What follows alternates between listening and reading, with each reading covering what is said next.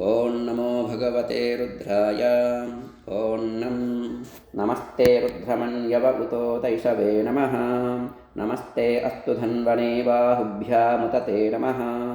या तैषः शिवतमा शिवं बभूवते धनुः। शिवाचरव्याया तपतया नो रुद्रमुडया। या ते रुद्रशिवा तनूरघोरा पापकाशिनी। तया नस्तनुवासन्तमया गिरिशन्ताभिषाकशीः।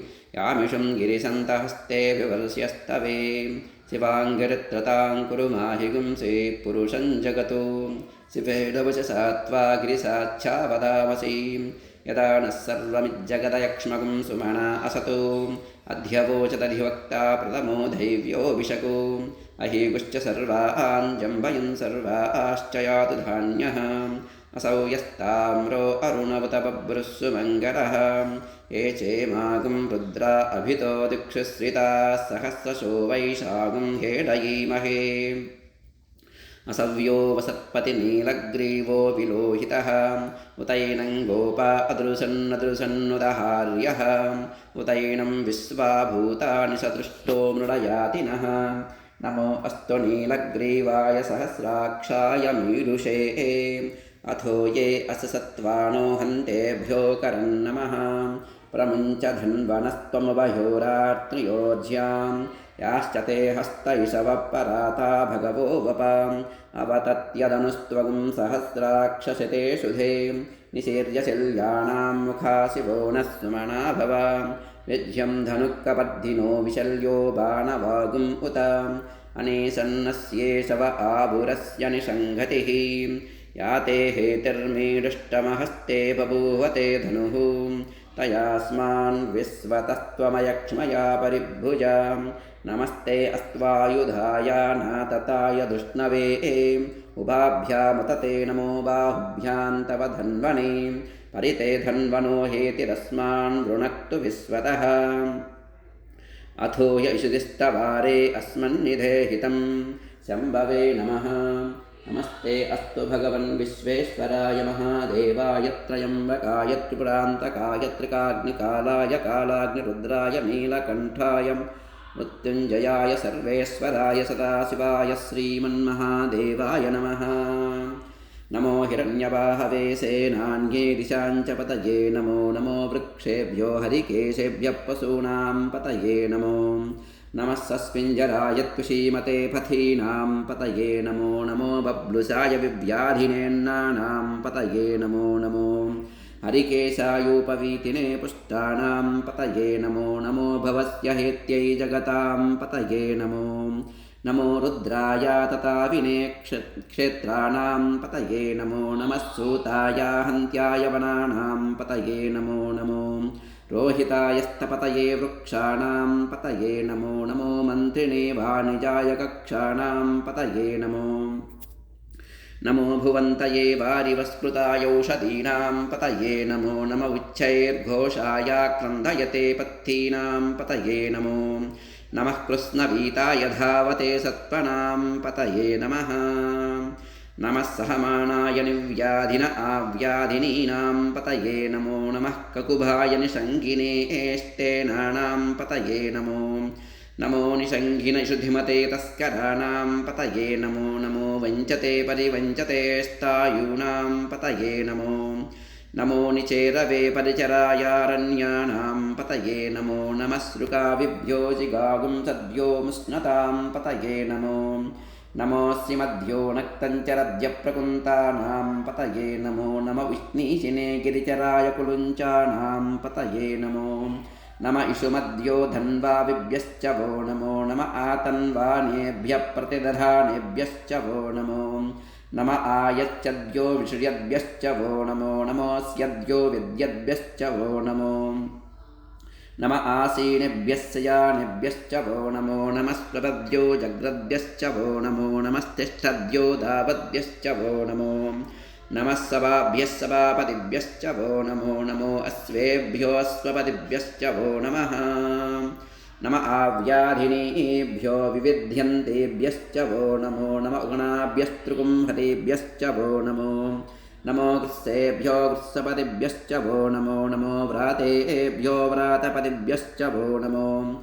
नमो गणेभ्यो गणपतिभ्यश्च वो नमो नमो विरूपेभ्यो विश्वरूपेभ्यश्च वो नमो नमो महद्भ्यः क्षुल्लकेभ्यश्च वो नमो नमो रथेभ्यो रथेभ्यश्च वो नमो नमो रथेभ्यो रथपतिभ्यश्च वो नमो नमः सेनाभ्यः सेनानिभ्यश्च वो नमो नमः क्षत्रुभ्यः संगृहीतृभ्यश्च वो नमो नमस्तक्षभ्यो रथकारेभ्यश्च वो नमो नमः कुलालेभ्यः कर्मारेभ्यश्च वो नमो नमः पुञ्जिष्ठेभ्यो निषादेभ्यश्च वो नमो नमः इषुकृद्यो धन्वकृद्यश्च वो नमो नमो मृगयोभ्यस्वनिभ्यश्च वो नमो नमः स्वभ्यस्तुपतिभ्यश्च वो नमः नमो भवाय च रुद्राय च नमः सर्वाय च पशुपतये च नमो नीलग्रीवाय च शितिकण्ठाय च नमः कपर्दिने च युक्तकेशाय च नमः सहस्राक्षाय च शतधन्वने च नमो गिरिशाय च शिपिविष्ठाय च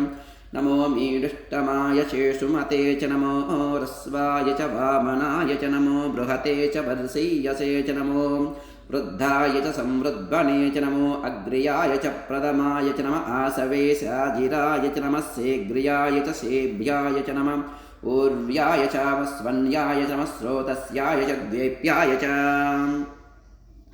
नमः सेघ्र्याय च सेभ्याय च नमः ऊर्म्याय च वस्वन्याय च नमः स्रोतस्याय च द्वेप्याय च नमो ज्येष्ठाय च कनिष्ठाय च नमः पूर्वजाय च परजाय च नमो मध्यमाय च पगल्वाय च नमो जगन्याय च बुद्ध्याय च नमः सौभ्याय च प्रतिसर्याय च नमो याम्याय च क्षेम्याय च नमः उर्वर्याय च खल्याय च नमः श्लोक्याय च वसान्याय च नमो वन्याय च कक्ष्याय च नमः श्रवाय च प्रतिस्रवाय च नमः आसुसेनाय च सुरथाय च नमः सूराय च वभिन्दते च नमो वर्मिने च वरूधिने च नमो बिल्मिने च कवचिने च नमः श्रुताय च श्रुतसेनाय च नमो दुन्दुभ्याय च हनन्याय च नमो दृष्णवे च प्रमृचाय च नमो धूताय च प्रहिताय च नमो निषङ्गिने शेषुधिमते च नमस्तीक्ष्णे शवे च युधिने च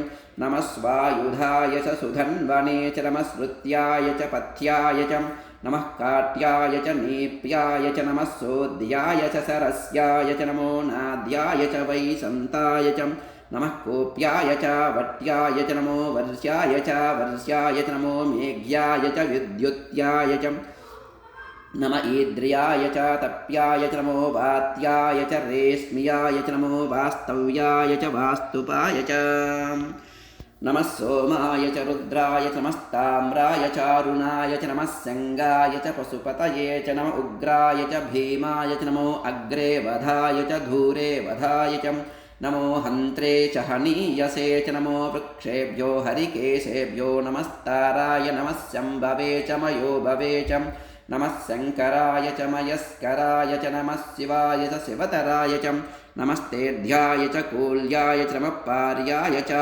वार्याय च नमः प्रतरणाय चोत्तरणाय च नमः आतार्याय च लाध्याय च नमः शस्प्याय च फेन्याय च नमः सिकत्याय च प्रवाह्याय च नमः इरिण्याय च प्रपथ्याय च नमः कृगुंशिलाय च क्षयणाय च नमः कपर्दिने च पुलस्तये च नमो गोष्ठ्याय च गृह्याय च नमस्तल्प्याय च गेह्याय च नमः काट्याय च गह्वरेष्ठाय च नमो हृदयाय च निवेष्ट्याय च नमः पागुंसव्याय च रजस्याय च नमः शुष्क्याय च हरित्याय च नमो लोप्याय चोलप्याय च नमः ऊर्ध्याय च सोर्म्याय च नमः पर्ण्याय च पर्णसद्ध्याय च नमो पगुरमाणाय च विघ्नते च नमः आक्षिदते च प्रक्षिदते च नमो वक्किरिकेभ्यो देवानागुं हृदयेभ्यो नमो विक्षीणकेभ्यो नमो विचिन्वत्केभ्यो नमः आणिर्हतेभ्यो नमः आमीवत्केभ्यः द्रापे अंधसस्पते दरिद्रन्नेरलोहिताम् येषां पुरुषाणां येषां पशूनां माभिर्मा रोमो येषां किञ्चना ममतो याते रुद्रशिवा तनोः शिवा विश्वाह भेषजी शिवा रुद्रस्य भेषजी तयानो मृडजीवसे इमागुं रुद्राय तवसे कपद्दिने क्षयद्वीराय प्रवरामहे मतिम् यदा नस्यमसद्विपदे चतुष्पदे विश्वं पुष्टं ग्रामे अस्मिन्ननातुरं मृडानो रुद्रो तनो मयस्कृतिक्षयद्वीराय नमसा विधेमते यश्चञ्चयोश्च मनुरायजे पिता तदस्यामतौ रुद्रप्रणीतौ मानो महान्तमुतमानो अर्धकं मानवुक्षन्तमुतमानवुक्षितं मानो वधे पितरं मोतमातरं प्रिया मानस्तनुवो रुद्ररीरिषः मानस्तोके तनये मान आयुषि मानो गोषु मानो अश्वेषु रीरिषः वीरान्मानो रुद्रभामितो वधीर्हविस्मन्तो नमसा विधेमते आराध्ये गोघ्नवतपूरुषघ्ने क्षयद्वीराय सुं नमस्मेते अस्तु रक्षा च नो अधिच देव ब्रूयधा च नः शर्म यच्चद्विर्वः आरात्ये गोघ्नवतपूरुषघ्ने क्षयद्वीराय नमः स्मेते अस्तु आरात्ये गोघ्नवतपूरुषघ्ने क्षयद्वीराय सुं नमस्मेते अस्तु रक्षा च नो अधिच देव ब्रूह्यदा च नः शर्म यच्चद्विवरः स्तुहि श्रुतं गत्तसदैयुवानं मृगन्नभीममुपहन्तु मुग्रं मृडाचरित्रे रुद्धस्तवानो अन्यन्ते अस्मन्निपपन्तु सेनाः परिणो रुद्धस्य हेतुर्वृणक्तु परित्वेषस्य दुर्मतिरघायोः अवस्थिरामगवद्यस्तंश्वमीर्वस्तोकाय तमजाय मीरुष्टमशिवतमशिवो न स्वना भवां परमे वृक्ष आयुधन्निदाय कृत्यं वसान आचर पिनाकं बिभ्रदागहि विकृतविलोहित नमस्ते अस्तु भगवः यास्ते सहस्रकं हेतयोन्यमस्मन्निवपन्तु ताः सहस्राणि सहस्रधा बाहुवोस्तव हेतयः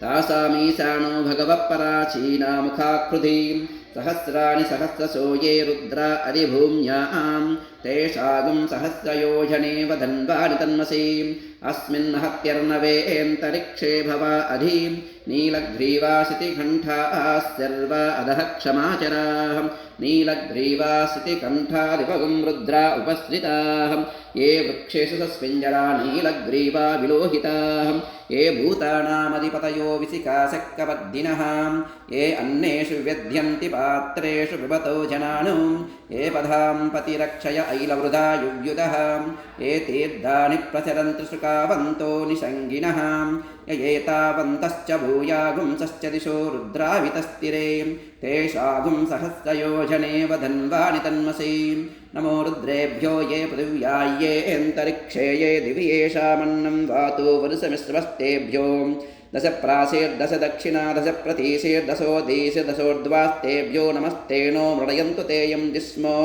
यश्च नोद्वेष्टि तं वो जम्बे दधामि त्रयम्बकैजामहे सुगन्धिं पुष्टिवर्धनं उर्वारुकमिव बन्धना मृत्योर्मुक्षीयवामृतातु यो रुद्रो अग्नौ यो अप्सु यवोषधीषु यो रुद्रो विश्वा भुवना विवेश तस्मै रुद्राय नमो अस्तु तमुस्तु हि यस्विसुसुदन्वायो विश्वस्य क्षयति भेषजस्य यक्ष्वा महेशौ मनसाय रुद्रन्नमोभिर्देवमसुरन्धुवस्य अयं मे हस्तो भगवानयं मे भगवत्तरः अयं मे विश्ववे एष जोयगुं शिवाभिमर्शिनः एते सहस्रमयुतं पाशा मृत्योमर्त्याय हन्तवे तान् यज्ञस्य मायया सर्वान् वैजामहे मृत्यवे स्वाहा प्राणानां ग्रन्थिरसि रुद्रो मा विशान्तकः तेनान्नेनाप्यायस्व नमो रुद्राय विष्णवे मृत्युर्मे पाहि सदा शिवो ॐ शान्तिः शान्तिः शान्तिः ॐ अग्ना विष्णो सजोषसेमा वर्धन्तु वाङ्गिरः धुम्नैर्वाजेभिराहतं वाजश्च मे प्रसवश्च मे प्रयतिश्च मे प्रसितिश्च मे धीतिश्च मे कृतश्च मे सुरश्च मे श्लोकश्च मे श्रावश्च मे श्रुतिश्च मे ज्योतिश्च मे सुवश्च मे प्राणश्च मे पानश्च मे व्यानश्च मे सुश्च मे चित्तञ्च मे आदितञ्च मे वाक्च मे मनश्च मे चक्षुश्च मे श्रोत्रञ्च मे दक्षश्च मे बलञ्च म ओजश्च मे सहश्च म आयुश्च मे जरा च म आत्मा च मे तनोश्च मे शर्म च मे वर्म च मे अङ्गानि च मे स्थानि च मे परोगुं च मे शरीराणि च मे जैष्ठ्यञ्च म आधिपत्यञ्च मे मन्युश्च मे भामश्च मे मश्च मे वश्च मे जयमा च मे महिमा च मे वदिमा च मे प्रतिमा च मे वर्ष्मा च मे द्राव्या च मे वृद्धञ्च मे वृद्धिश्च मे सत्यञ्च मे श्रद्धा च मे जगश्च मे धनञ्च मे वशश्च मे तुषश्च मे क्रीडा च मे मोदश्च मे जातञ्च मे जनिष्यमानं च मे सूक्तञ्च मे सुकृतञ्च मे वित्तञ्च मे वेद्यञ्च मे भूतञ्च मे भौषश्च मे सुखञ्च मे सुपदञ्च मे रुद्धञ्च मे रुद्धिश्च मे क्लुप्तञ्च मे क्लुप्तिश्च मे मतिश्च मे सुमतिश्च मे चञ्च मे मयश्च मे प्रियञ्च मे कामश्च मे सुमनसश्च मे भद्रञ्च मे श्रेयश्च मे वस्यश्च मे यशश्च मे भगश्च मे द्रविणं च मे यन्ता च मे धत्ता च मे क्षेमश्च मे धृतश्च मे विश्वञ्च मे महश्च मे संविच्च मे ज्ञातञ्च मे सोश्च मे प्रसोश्च मे सीरञ्च मे लयश्च व्रतञ्च मे मृतञ्च मे यक्ष्मञ्च मे नामयश्च मे जीवातुश्च मे दीर्घायुत्वञ्च मे नमित्रञ्च मे भयं च मे सुखं च मे शयनं च मे शोषा च मे सुदिनं च मे ऊर्च मे सुमृता च मे पयश्च मे रसश्च मे कृतञ्च मे मधुच मे शक्तिश्च मे सपीतिश्च मे कृशश्च मे वृष्टिश्च मे जैत्रञ्च मे उदुद्यञ्च मे रयश्च मे रायश्च मे पुष्टञ्च मे पुष्टिश्च मे विभुच मे प्रभुच मे भौच मे भूयश्च मे पूर्णञ्च मे पूर्णतरञ्च मे कृतश्च मे कूयवाश्च मे नञ्च मे कृच्च मे प्रेगजश्च मे यवाश्च मे मासाश्च मे तिलाश्च मे मुद्गाश्च मे खल्भाश्च मे गोधूमाश्च मे मसुराश्च मे प्रियङ्गवश्च मे नवश्च मे श्यामाकाश्च मे नीवाराश्च मे अस्मा च मे मृत्तिका च मे गिरयश्च मे पर्वताश्च मे सिकताश्च मे वनस्पतयश्च मे हिरण्यञ्च मे यश्च मे शीसञ्च मे त्रिपुश्च मे श्यामञ्च मे लोहञ्च मे अग्निश्च मे आपश्च मे वीरुदश्च मे ओषधयश्च मे कृष्णपत्यञ्च मे ग्राम्याश्च मे पस्व आरण्याश्च यज्ञेन कल्पन्ता वित्तञ्च मे वित्तिश्च मे भूतञ्च मे भूतिश्च मे वसुश्च मे वसतिश्च मे कर्म च मे शक्तिश्च मे अड्डश्च मे एमश्च मे इतिश्च मे गतिश्च मे अग्निश्च मे इन्द्रश्च मे सोमश्च मे इन्दश्च मे सविता च मे इन्दश्च मे सरस्वती च मे इन्दश्च मे पूषा च मे इन्दश्च मे बृहस्पतिश्च मे इन्दश्च मे मित्रश्च मे इन्दश्च मे वरुणश्च मे इन्दश्च मे त्वष्टा च मे इन्दश्च मे धाता च मे इन्दश्च मे विष्णुश्च मे इन्दश्च मे स्नौ च मे इन्दश्च मे मरुदश्च मे इन्दश्च मे विश्वे च मे देवा इन्दश्च मे पृथिवी च मे इन्दश्च मे अन्तरिक्षञ्च मे इन्दश्च मे द्यौश्च मे इन्दश्च मे दिशश्च मे इन्दश्च मे मोर्धा च मे इन्दश्च मे प्रजापतिश्च मे इन्दश्च मे अगुंसश्च मे रश्मिश्च मेधाभ्यश्च मेधिपतिश्च पागुंसश्च मे अन्तर्यामश्च मे इन्द्रवायवश्च मे मैत्रा वरुणश्च मे